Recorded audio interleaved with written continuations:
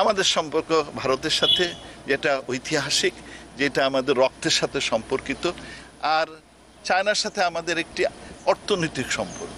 আগামী বছর আমরা 50 বছর পূর্তি উৎসব করব। আমাদের বিজয় ভারতের বিজয়, বুঝছেন?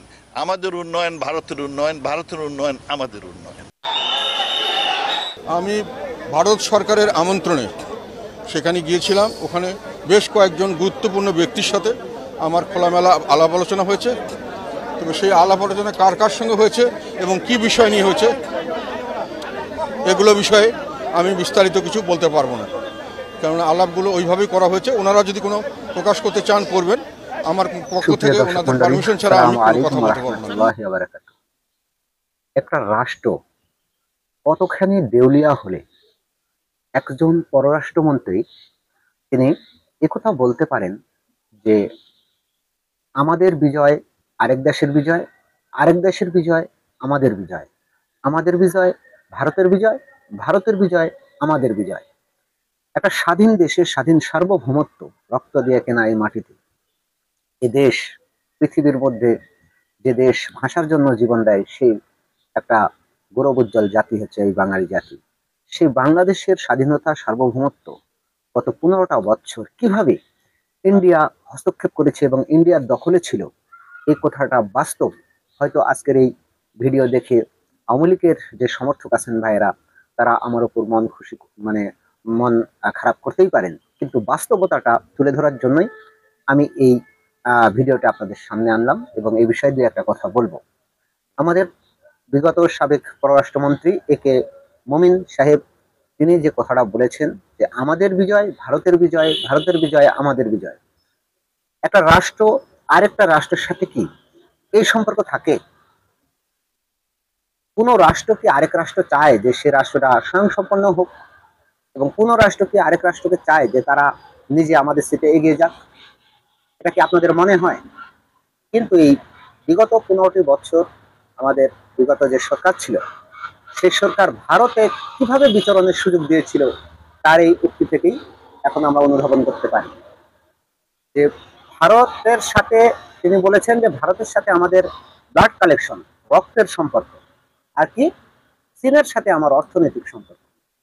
তো অর্থনৈতিক উন্নয়নের যা বাংলাদেশের ঘাটতি সেটা পূরণ করবে কি চীন, এবং বাংলাদেশ থেকে যত অধিকার ভাই ভাইয়ের যেমন জমিনে অধিকার আছে না, ব্লাড কালেকশন মানে তো আমরা এটাই বুঝি নিজের রক্তের ভাই, মানে আমাদের জমি ওদের যে কোনো মুহূর্তে, কিন্তু ওদের জমি আমাদের না।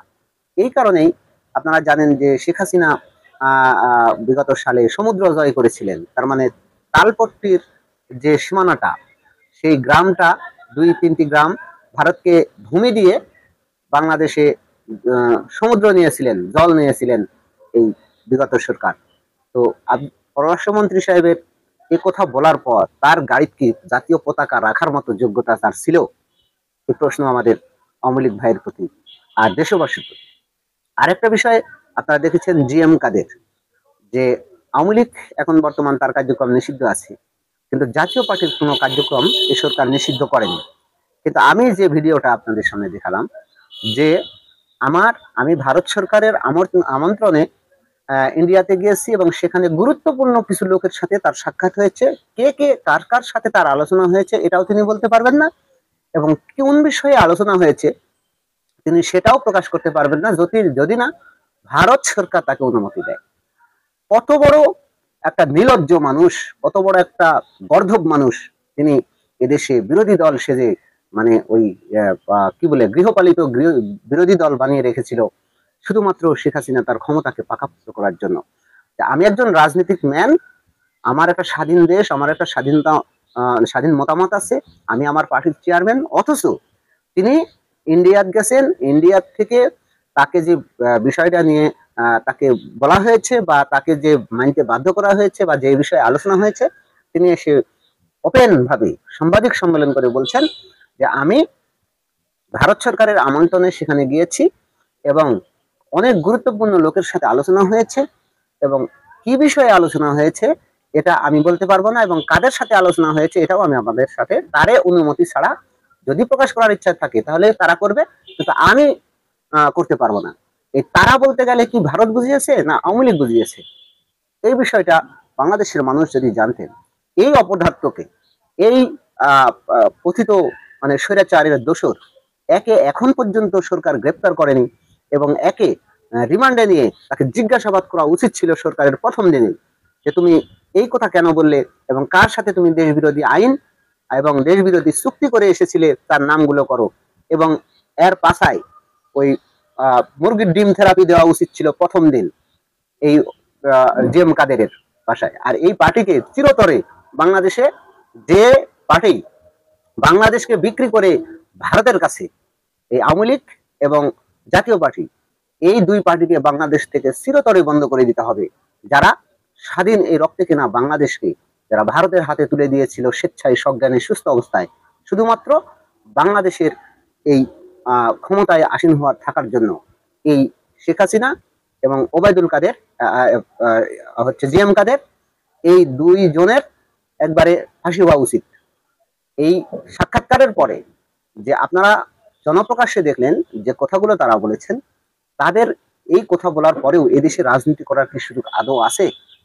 আমার মনে হয় না। তো বাংলাদেশের জনগণ, আপনারা এই বিষয়গুলো খেয়াল করবেন। ভবিষ্যতে যারা এই এখনো একটা দল আছে যারা এই কথাটাই হয়তো শপথ নিয়েই বলবে আমাদের উন্নয়ন, ভারতের উন্নয়ন, ভারতের উন্নয়ন, আমাদের উন্নয়ন, এই কথা বলার জন্য এখনো এক দল অপেক্ষা করছে। আপনারা যদি দলটাকে চিনতে না পারেন, তাহলে আমাদের কপালে আবার সেই স্বৈরাচার আমাদের ভর করবে, এবং এই বাংলাদেশকে স্বাধীন সার্বভৌমত্ব বাংলাদেশ একদিন হুমকির সম্মুখীন হবে। শুধুমাত্র দেশের রাজনীতি যারা করবে, দেশের স্বাধীনতার সার্বভৌমত্ব যাদের হাতে নিরাপদ, শুধুমাত্র সেই দেশপ্রেমিক লোকদেরকেই আমাদেরকে ভোটে নির্বাচিত করতে হবে এবং তাদের হাতেই আমাদেরকে ক্ষমতা তুলে দিতে হবে। তাহলে এই বাংলাদেশের জনগণ এবং বাংলাদেশের সীমানা এবং বাংলাদেশ থাকবে নিরাপদ। তো আপনারা বিষয়টা খেয়াল রাখবেন, এবং এখনো যে দল ভারতের দালালি করছে তাদেরকে বয়কট করুন। ধন্যবাদ সবাইকে। আসসালামু আলাইকুম ওয়া রাহমাতুল্লাহি ওয়া বারাকাতুহু।